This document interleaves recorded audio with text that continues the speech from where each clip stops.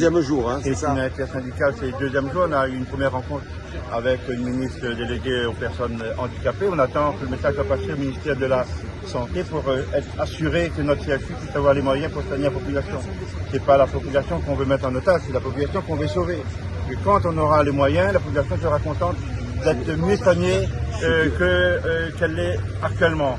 Il est quand même dommage de devoir passer par là, puisque la grève c'est toujours un échec de négociation et l'échec de messages clairs qui ne sont pas assez clairs passés par l'État au niveau des syndicats.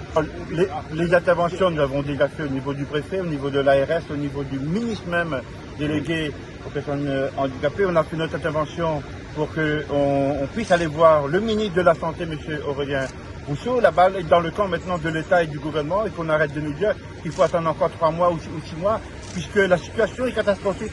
C'est qu'on n'est pas dans une grève habituelle où à la fin on sait que dans 2 ou 3 ans, avec un plan, etc., on peut penser à un équilibre. Là, on nous dit qu'il n'y a pas d'issue, on n'arrive pas à payer les charges sociales et donc on navigue à vue.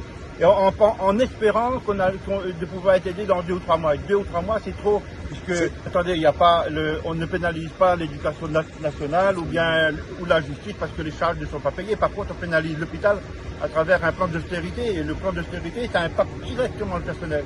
Personnel en moins, matériel en moins et bien évidemment, malheureusement, malade moins bien soigné. Donc, c'est pas de tout cœur avec beaucoup de joie qu'on vient ici pour exprimer ça. Mais si on ne le fait pas, la population ne saura pas que les services publics hospitaliers à La Réunion n'est pas accompagné à la hauteur d'un département français.